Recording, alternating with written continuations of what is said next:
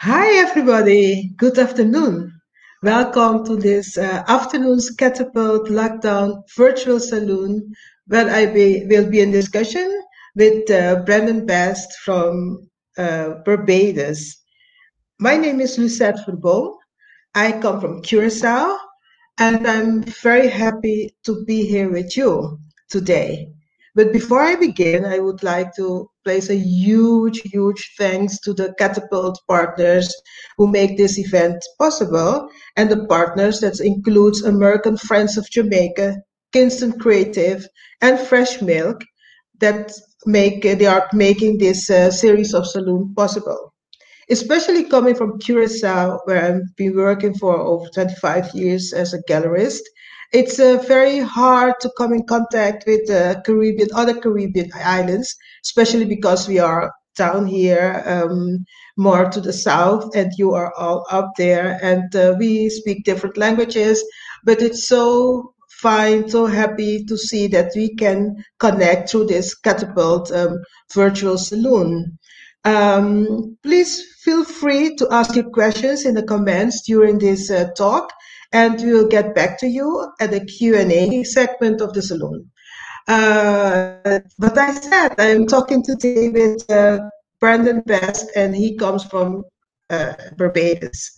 Actually, it's a very young artist. I'm happy to talk to young artists because most of the time when you are in this business, you have your own group with which you work with, and we work with a lot of Curacao artists, but also artists for other Dutch Caribbean islands. And now being able to talk to a different group of artists is very rewarding for me.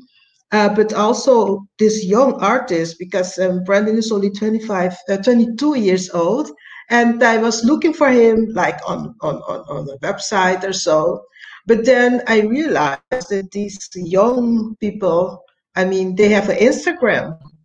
They communicate their work through the Instagram, and Brandon, that's what Brandon does. I mean, actually, he is very active on Instagram, and I'm so impressed of his work. He works a lot. He has a lot of work. So that's what we are going to talk about this afternoon with him. So Brandon, how are you? Welcome. Happy to have you. Hi. Hi, There afternoon. you go. How are you? How are you doing? I'm good, thanks. Okay, It's been a good. pretty good day in terms of weather. Lately in Barbados, it's been raining a lot, and today's been the first day that it's been consistently not raining. So I'm happy about that. Oh my gosh. And we are Yeah. praying here in Curacao for some rain. It's so Yeah. hot. I mean, really, I mean, we're like, when is going to rain? So you are Jeez. having all the rain we want, seems like. Uh, Yeah, tell me, you're a very young artist, and I just want to talk to you and hear about what you're doing, how you start with art, and did you go to art school? Are you studying art? How come you have so many works on Instagram? Just tell me something about you. okay, so I guess we can start at the beginning. I would say I started drawing when I was about 9 years old. No, about 7 or 8. That was when I actually gave it a go, and I was just like pencil and paper. Um, and at that point, obviously being a child, I was watching a lot of cartoons. So at the time, I any of the content that I was creating as a child was just with pencil. It was everything based off of cartoon characters or movie characters. And growing up, I never thought that I would be taking art seriously. It was just something that was of a hobby that I enjoyed for myself and among my friends. And it wasn't until I think I was 13, 14. It was when I had then been enrolled to the Carterton International School of Barbados, where the arts were very much appreciated. And I was also around people that were not only Bajans, it was international schools. So I was around Germans, English, French, Spanish. And that just opened my eyes and my horizons as to, I don't know, what were the tastes beyond the island. And also my art teacher uh, was German, and she very much believed in my abilities, even when I didn't have much faith in myself. and I was around like a lot of like quote unquote prodigies, and they were prodigy painters, and I was so intimidated by their skills that I did not want to go anywhere near painting. I just wanted to keep to my pencil drawing, and I thought that would be good enough. May I interrupt you? How come you were to international school? You are from Barbados. Your parents are from abroad that you went to the international school. How come you were in the international school? Um, it was just it. It was more so that my parents were seizing the opportunity. Well, first of all, my mom is Guyanese and my father is Bajan, but my mom's been here for since she was about 5, 6 years old. Um, and it just, I think, if I remember correctly, I believe they heard of Codrington from a family friend, and they checked it out. They thought it would be a great opportunity for me, so I left where I was, which is at a public school called Dyson Griffith, and I transferred there to Codrington when I was about 12, going on 13, and that's how that came about. Um, and long story short, fast forward about 6 years, I was about 18, and I was at this weird place in my life where I wasn't quite sure what I was going to do, but I figured that if it wasn't going to be art, I was going to be interested in social sciences. So initially, I was going to go to Canada to study political science. But despite that, my art teacher was like, Brandon, believe it or not, you're going to become an artist. And I was like, I don't know what you're talking about. That's not happening. But lo and behold, I ended up not going to that university in Canada. I stayed here in Barbados to do a gap year. And then that was when, during that gap year, was when I discovered how much I like to cook. And that was when I then enrolled at the local college to study culinary arts. And while studying and after studying culinary arts, I got very much involved in the hospitality industry here. So professionally, I was a bartender and a waiter. And this is like after 2016. I graduated in 2016. 2017 was when I was in the middle of, the cooking and the gap year, blah, blah, blah, blah, blah.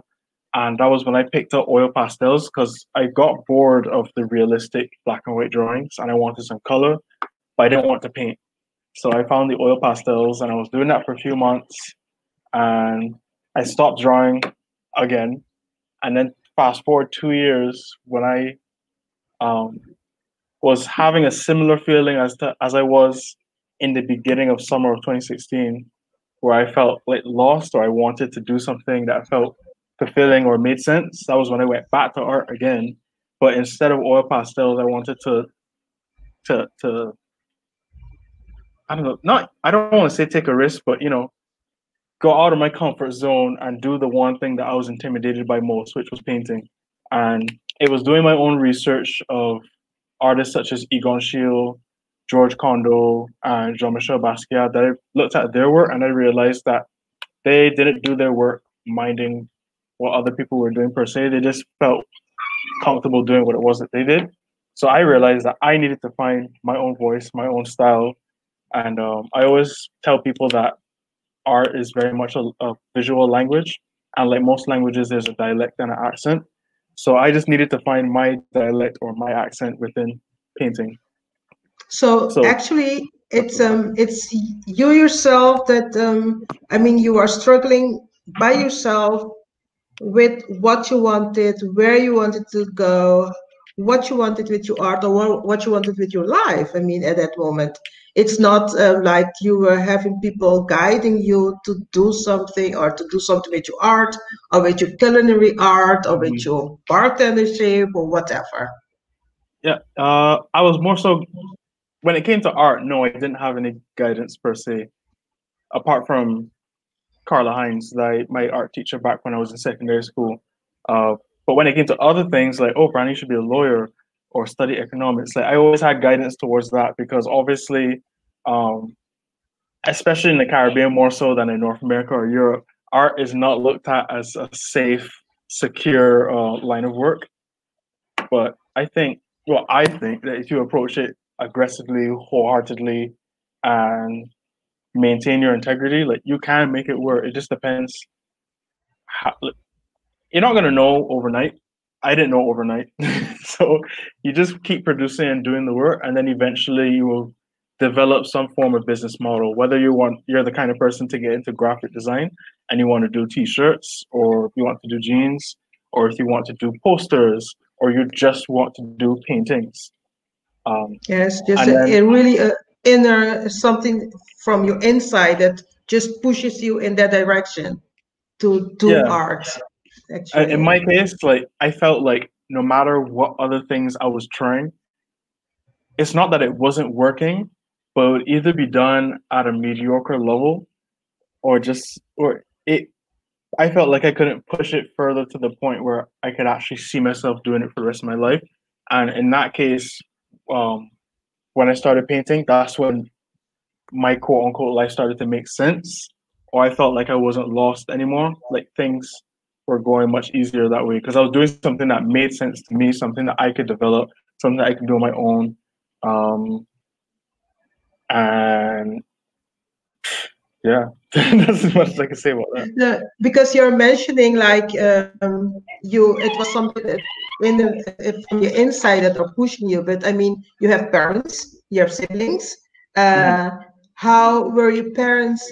What were their point of view with your paintings, with your way of wanting to define your own life?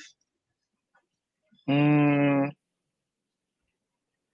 well, my siblings thought it was cool, and then my Okay. mom, my mom was, my mom was pretty supportive. She particularly liked the work that, well, my earliest work was fairly dark and rigid and chaotic, but the work that I did that was more appealing to her eyes, whether it was something that was, um, I don't know, prettier colors. And generally speaking, she was she was supportive of my work, and she always encouraged me to just do what felt right, do what felt real to me. As for my dad, did a, he did like some of my work, but for the most part, uh, I suppose, how can I say this?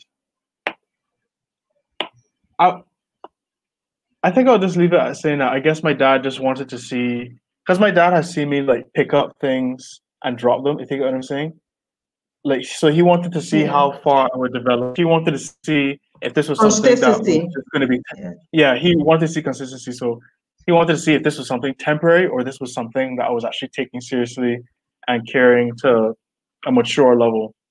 So So I would say in 10 months, yes, he definitely likes the painting now because okay. he's seen how much has come of it and how seriously I take Okay. it. So So in Barbados, you have a art academy. So did you decide to apply to go to the academy? no, And why not?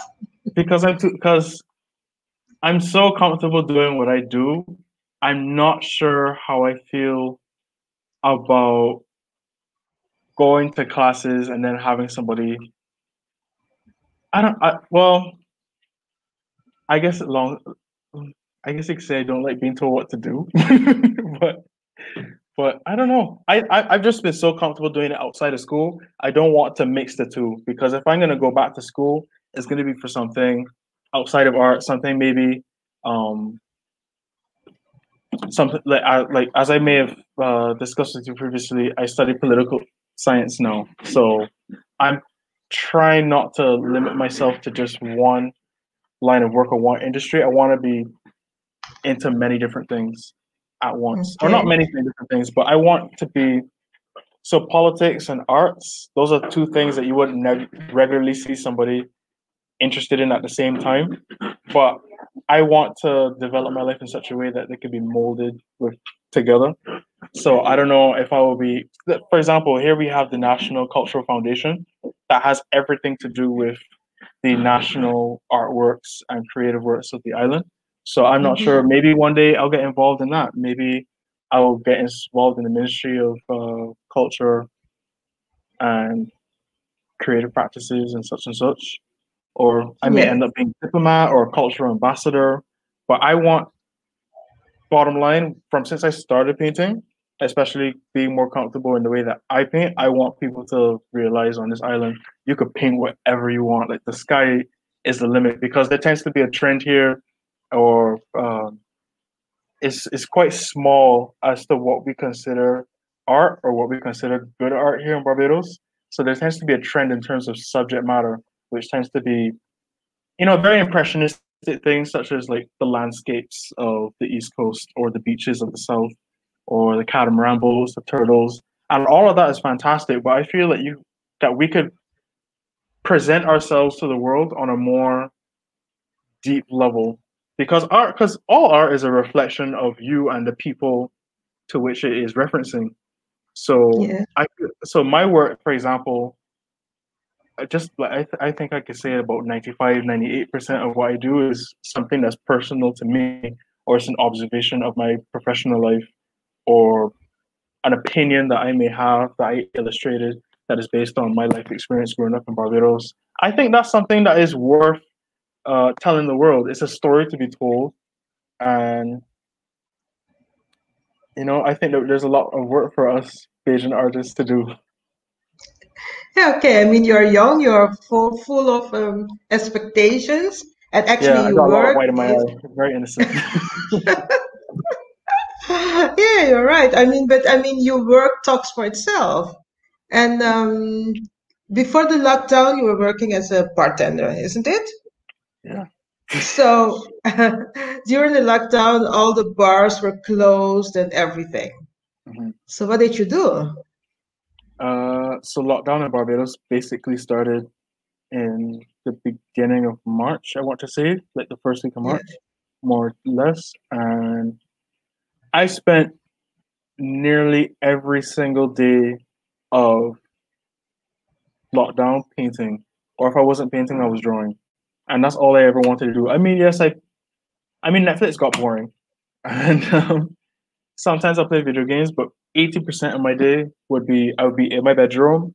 I would be sitting on my bed to the side, facing the desk that I had. I was up against the wall, and I'll have the canvas uh, braced against the wall because I didn't have an easel at the time, and I'll just be painting, painting, painting, On painting, your painting, bed. painting.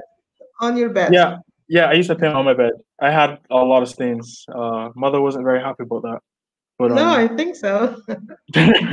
but I got in that routine and a habit, and when you do something that you love, it doesn't feel like work. So it just comes naturally to you.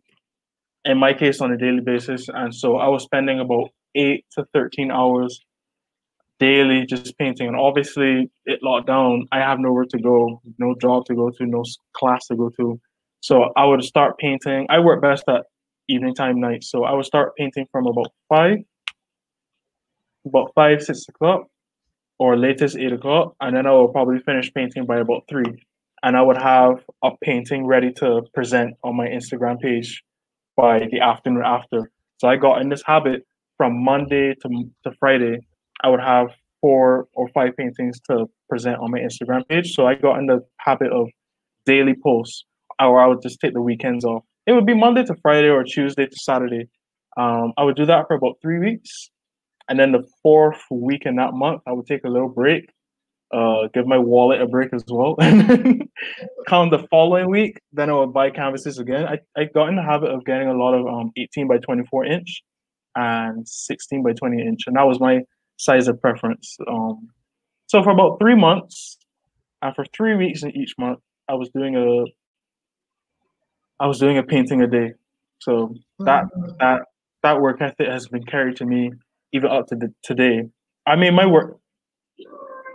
How can I put this? My work ethic isn't quite the same because I realized that I put more attention and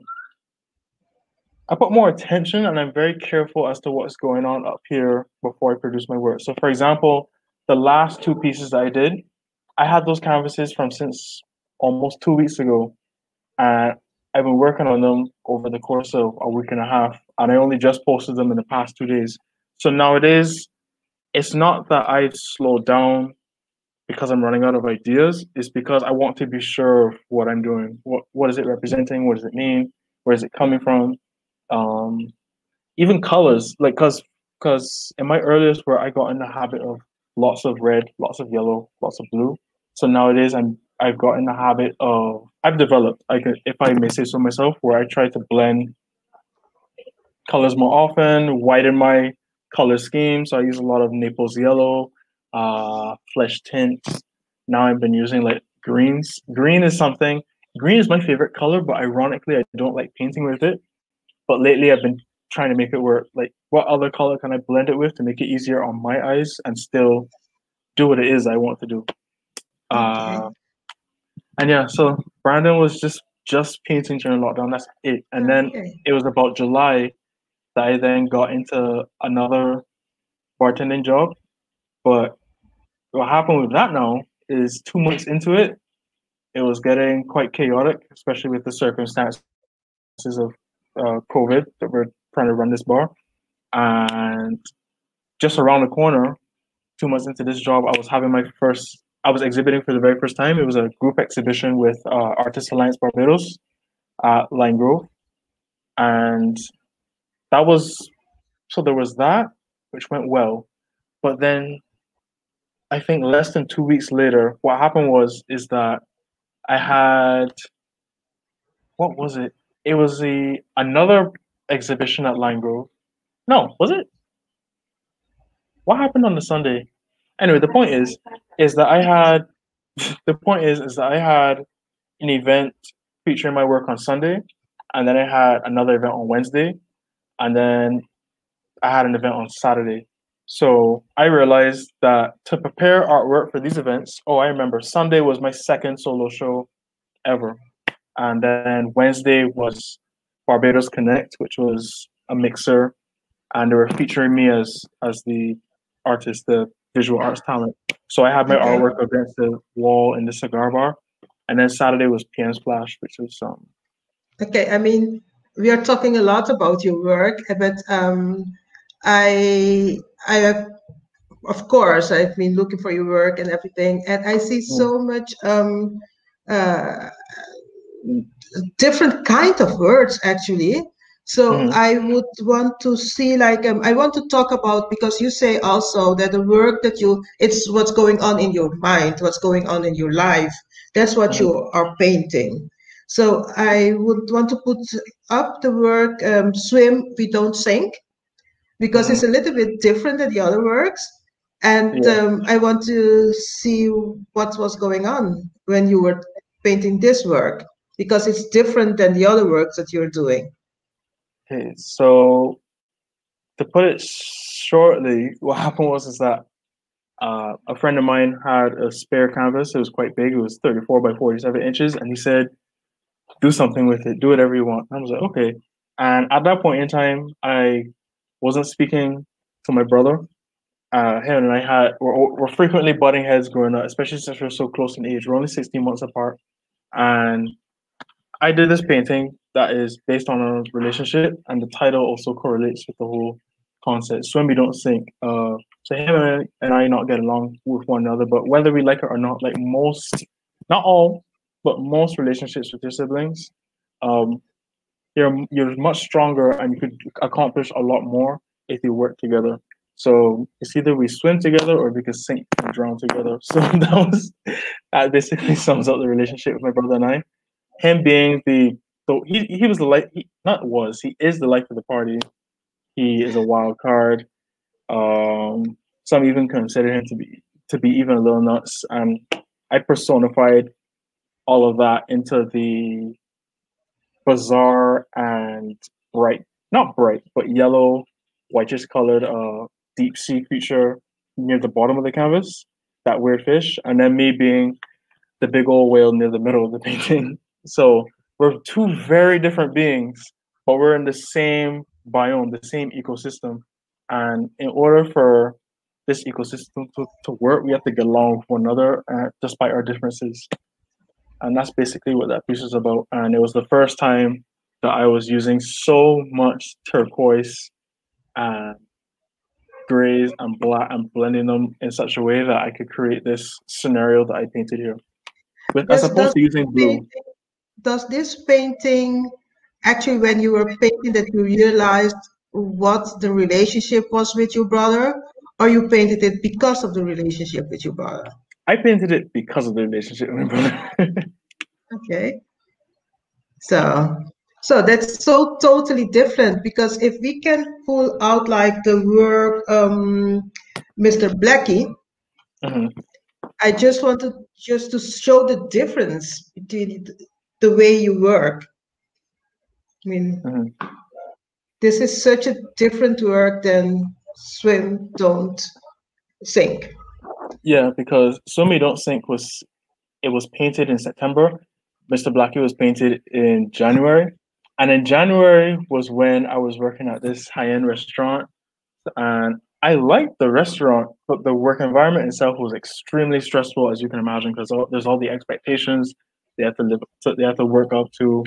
And yeah, so, and then apart from that, I wasn't very happy with myself either, because despite having some level of security working at this nice job, I wasn't sure what direction my life was going. Was I going to travel again by the summer? Was I going to go back to school?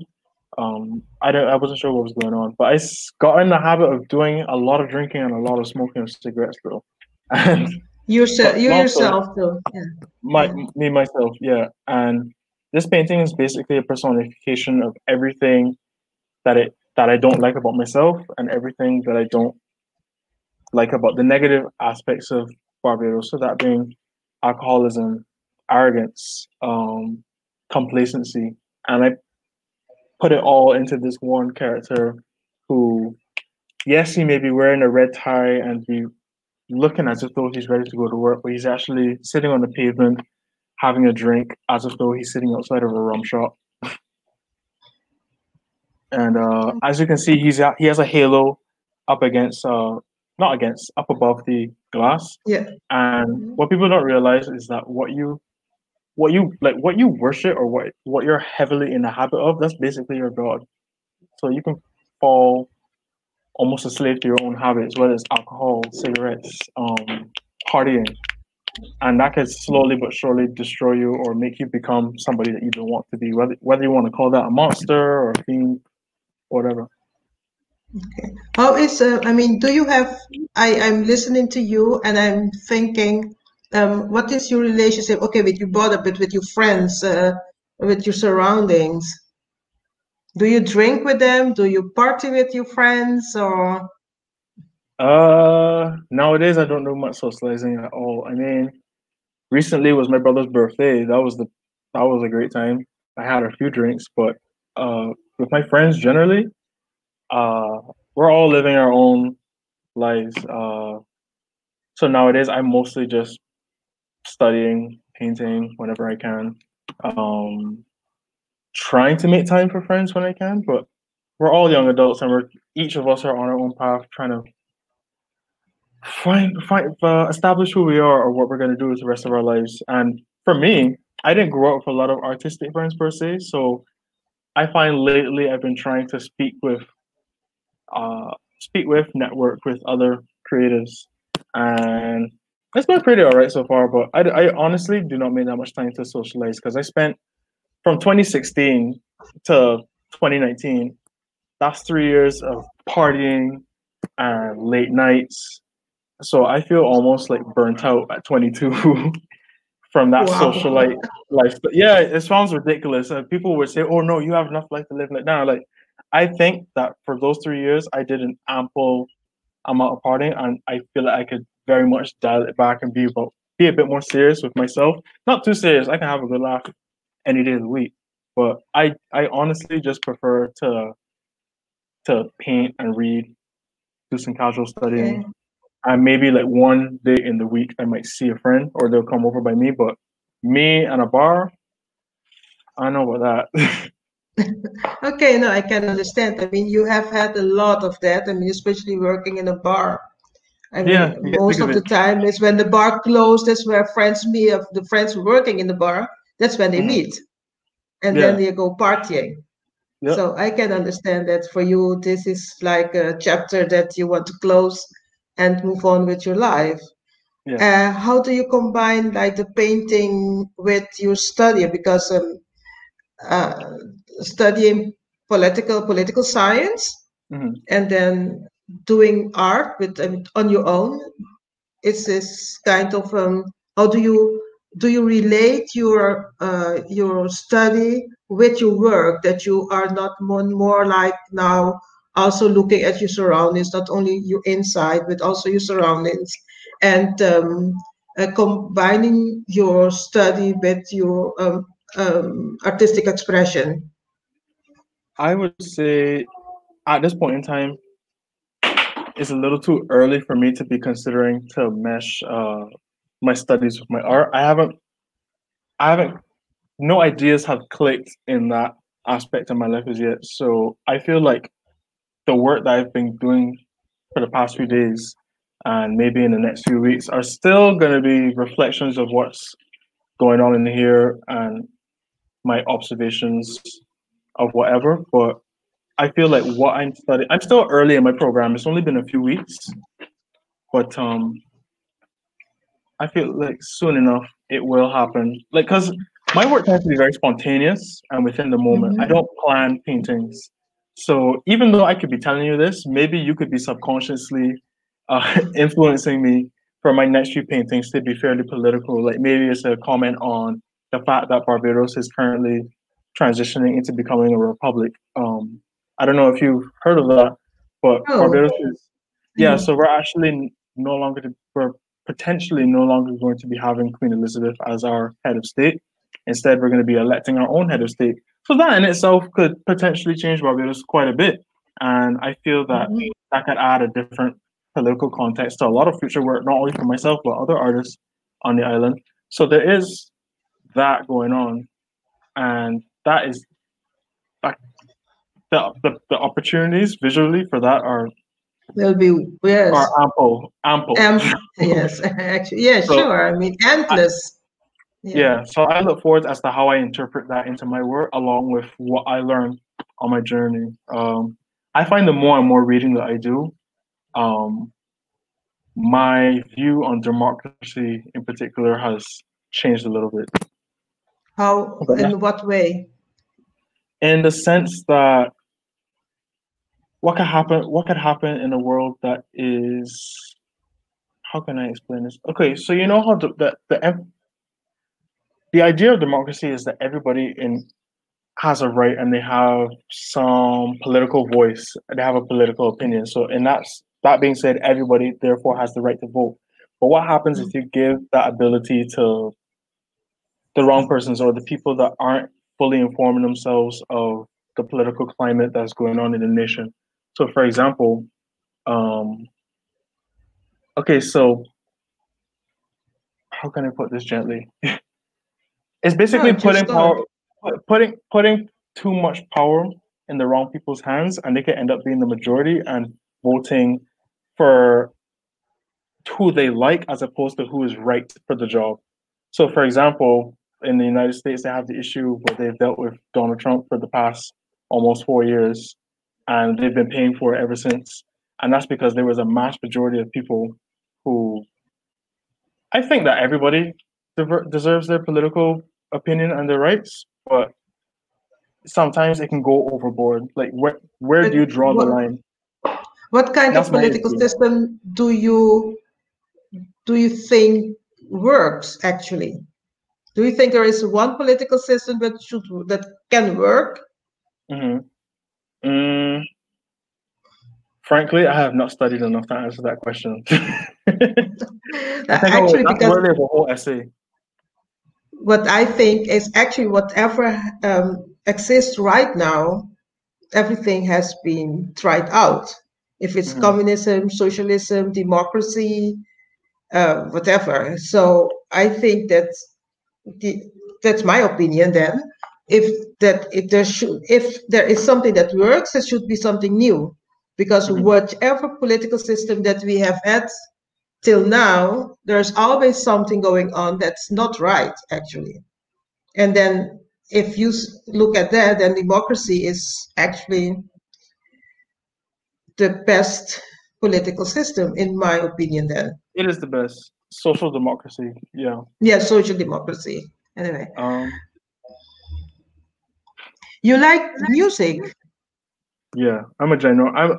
I love music so much that you would swear that in some way I'm a musician, but I'm not.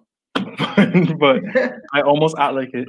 I'm a ginormous fan of hip hop and experimental hip hop, jazz, and sometimes indie rock. Okay. Can you see that in your work that you, I mean, do you use the music or elements of your music in your work? Yeah. So, for example, so I got in the habit of I don't do that anymore, or at least not as much as I used to. But I would put on my headphones, play a song, and sometimes just based on my mood in combination with whatever's going on in the song, that would influence my color scheme for that painting or the subject matter of that painting. Um, and more often than not, boy, do I love to paint a saxophone. That is the most reoccurring musical instrument because I think it's just so fun and whimsical, and you don't as from what I've seen from the art that I've been exposed to in Barbados, that is not an instrument that I often see. So I have fun with it. I mean, You talk, recently I did. Sorry. no, no, go ahead. Yes. Go ahead. Keep talking. Oh, sorry. Yes. Yeah. So my latest painting in terms of a musical piece would be Black Codes, which I think could be Yes, pulled we up have now. that. We have that. Yes. Can we Yeah. see it? Yes. Maybe there's The, that's the the one with the black trumpet. coat. Yes, the Yeah. trumpetist. Yes. Maybe we can put that on so we can have our audience also enjoying that one. That's a trumpetist. That's black coat. Yes. Right. So this was actually a commission, but luckily for me, the family that commissioned me to do this piece, they knew that I'm somebody that loves to paint about music, so they knew that I was the right person for the job. They are fans of a particular trumpeter from the U.S. named Wynton Marsalis, and the reason why I titled this Black Codes is for two reasons. One, Wynton Marsalis has a song and an album named Black Codes, and two, I feel like in a lot of music, especially from the music from people of color, there tends to very more often than not be a message in the song, whether it is subliminal or explicit. So you know how there's Morse code, you're sending messages to the so in that sense, I feel like there's always going to be messages, codes in your lyrics. There's something to be said to the audience, whether it's a story, uh, something that's personally happening, or an observation. Because music the is just like visual art in that case where painting is the eyes, music is the ears. There's something to be told. It doesn't matter whether you're seeing it or hearing it, but you can feel it one way or another. Do you have a reason why you didn't outline the face of the musician? That was because I wanted the viewer to be able to see themselves within the painting. Because if I had made the details of Winton within this piece, then it would just been him. But the truth is, that could be anybody playing the trumpet, anybody of color, anybody who was an enjoyer of music, and anybody, especially if you're a musician, that sensation of creating music, that is a beautiful feeling that is felt universally, whether you play or not, but especially for those who play. So, for example, I have a friend named Jeremy who used to play trumpet as I think in his like high school years. And when he saw this piece, he instantly messaged me and he told me like how he felt about it, and that was exactly what I wanted to happen. He saw this, and despite there not being any like facial features and such, he reflected. He emotionally had an experience when he saw this piece, and that is how I wanted people to feel when they saw that, including You the people that commissioned the piece for me to do. okay? You talk a lot about the color schemes in your work. I mean, that's very, very important for you, the colors you use and everything. So, and Yeah. I see this one and I saw this swim, don't sink. I mean, both are using a lot of blue and green, or blue more or less. Mhm. Does they relate to each other, the colors, or the way you felt when you Does were the painting them? um well for some we don't think that color scheme is reflective of my mood at the time, but for black holes, the blue background. Truth be told, that was actually to the preference of the client. They wanted There was two paintings that they wanted. There was one for Billie Holiday, which was mostly red in the background, and then Wynton Marsalis had the blue background. So they wanted that duality. Oh, okay. That was why I chose blue. Otherwise, I probably would have done it in gray, and that would have been a very different painting. It would have looked much darker. Okay, great. I loved really one of your paintings that I really caught my attention was the exhibition. Oh yeah. I want to show that because that caught really my attention, and I want you to elaborate more about this painting. Yeah, no, that is a fan favorite. So the exhibition is supposed to be an illustration of my literal mind. So my thought process on my pieces, which come after which. And at the time that I did this was an 18, not was, this is an 18 by 24-inch canvas painting. And I didn't have any more canvases after this, but I had several ideas I still wanted to produce. And then it clicked in my head, like, wait, what if I did a few paintings within a painting? And that's normally something that you see like people of a higher skill level do. But I thought, you know what, I'm gonna try it anyway. If it works, it works. If it doesn't, it doesn't. And it worked out in the end. So for example, you see the purple man that is first on the wall to the right. So Yes. so that is actually based on one of my favorite album covers ever. And one of my favorite albums is called Atrocity Exhibition by a rapper named Danny Brown. And then the gray painting, the black and white one with the red square in the corner, that is called Mad Villainy. It is based on an album cover from another album that I really love from one of my favorite rappers named MF Doom. And then the third piece was more so, I guess you can say how I felt about doing this piece, because you can see that in the face is a little bit of anxiety, or quite a bit of anxiety, but yet there's these like euphoric colors of like a little bit of blue, some pink, and some yellow, and that's how I felt while I was creating this piece, because this piece took me days. Like normally I do a piece in a day, but this took me a full week because I wanted to make sure, because there's a lot of blending in this piece going on here. So I was doing a lot of blending with the greens and the yellows of the floor, making sure that it went well with the wall. I think the hardest part about this piece was probably just the walls. The walls and the dimension, that's not something that I'm accustomed to, because normally I do portraits, like bizarre portraits of the face and the body, but not scenes, not literal rooms like this. So this was something that felt really good to do. It felt out of my comfort zone, and I was like, hey, wow, I actually exceeded my own expectations as to how this came out. But yeah, anybody that's looking at this piece, I want them to know that this is what my mind looks like. Like I have so many ideas going on, and it's not like I ever run out of them. It's just how am I gonna produce them? And in this case, I did several of them all at once in one piece. And that creature on the foreground, that's the spectator?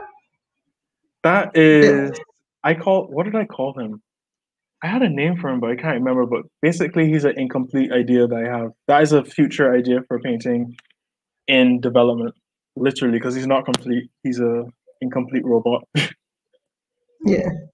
So you feel like if I listen to you, this creature, it's more like a robot looking at what you have on the walls. A robot actually the person in the middle of it's not a person, it's something. It's like a robot or whatever in that painting. Well, to put it short, I call him a robot, but he's not a robot. It's kind of complicated. Yeah, that's a long story, but basically he is an incomplete robot. Let's just leave it at that. Okay. No, quite interesting. Actually, and this is a new development in your work. This is one of your latest works? This painting. You mean the exhibition? Yes. Oh, that was actually produced from since August. So I produced that the week before my very first solo exhibit. And I thought, like, you know, when you, as an artist, when you're getting ready for an exhibit, there's that one piece that you want to catch the attention of everybody in the room. So so when I produced the exhibition, that was it for me. Like I wanted that to be my the cornerstone, Centerpiece. the centerpiece, Okay. the show off piece. But along with that, I also did a different painting called Bend We Don't Break, which was my first canvas of that size, 40 by 40 inches. Mm-hmm. Maybe it could be pulled up. Maybe you can look at it real quick. Bend We Don't Break. Yes. Can we put that on? Yeah, Yes, the great. reason why I love this piece so much is because it is, for me, it's a celebration of my journey as an artist up to this point. So anybody that's been a fan of my work for the past 10 months or so, you can see that there's characters in this ensemble that have actually existed from previous work. So for example, you can actually almost recognize Mr. Blackie in the middle, like down the middle to the bottom. Yeah. And then there's the rat face that came from my artwork called Rat Boxy. It was a painting of a nude woman with a rat head on a big red couch. And then you could also see um, just little motifs that are from past works that have just been all clashed into this one piece. Lots of color, lots going on. There's a lot. It's a very musical, very loud piece. There's a saxophone, there's drums, there's a wine glass, there's a trumpet, there's basically a party going on. So like I said, a celebration of Yeah. me and everything I've done up to this point. And the reason why I titled it Bend We Don't Break is because there have been several times, especially in the beginning and in the middle of summer, that I was wondering, like, oh, like, what's the point? Like, why am I painting? Why am I an artist? Do I even want to do this anymore? Those are moments where I almost felt like I was running out of ideas, or I was just being less confident with my style, because as an artist, like, you're frequently wondering, what is my style, or what direction is it going to go? So that's why I did certain pieces such as like Rap Boxing in the exhibition, Black Coat. Stylistically and in terms of skill, those were actually times where I wanted to prove to myself that I could go beyond what it was that I was doing, because I had got in the habit of doing these colorful backgrounds and a black outlined character in the foreground, just like how I have here in Bend We Don't Break. And I wanted to prove to myself that I could do more than that. And in turn, also prove other people that, hey, like, this guy, he actually has a little bit of skill. He can, Okay. when he tries, he can do his shading and add some dimension into his work, not so two dimensional, because I've been trying to get in the habit of being more three dimensional. Hence the highlights of the suit that you see in Black Coats. I think that we have to give some time to the audience.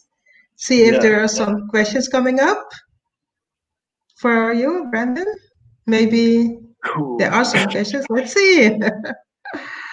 Yeah.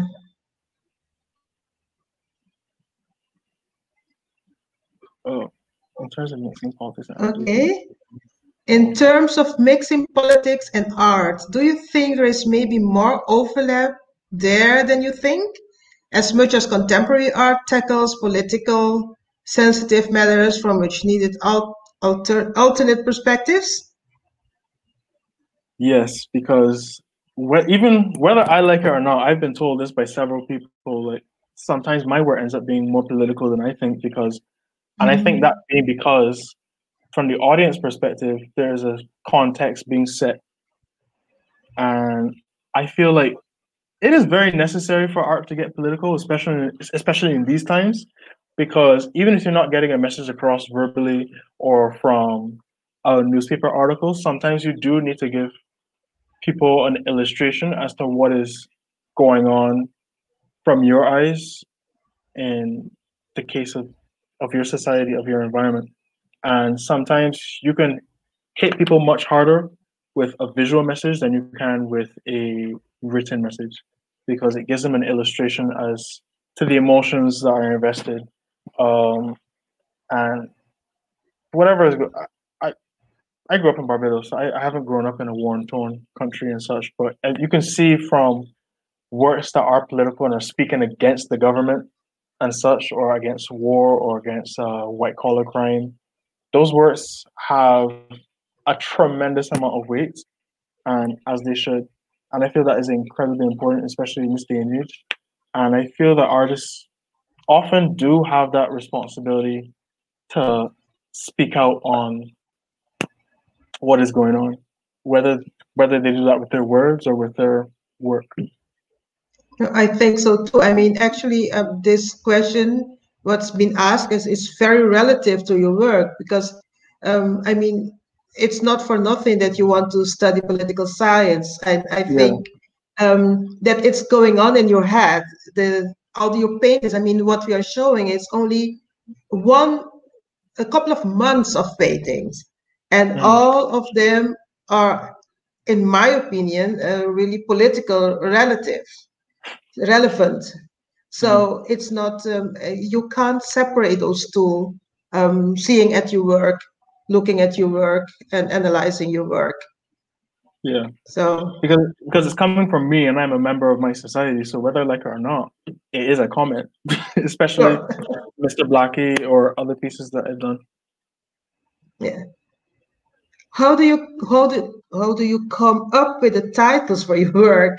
And do you see the titles as holding particular significance to their wider context? That's Catherine Kennedy. Thank you, Catherine. Okay.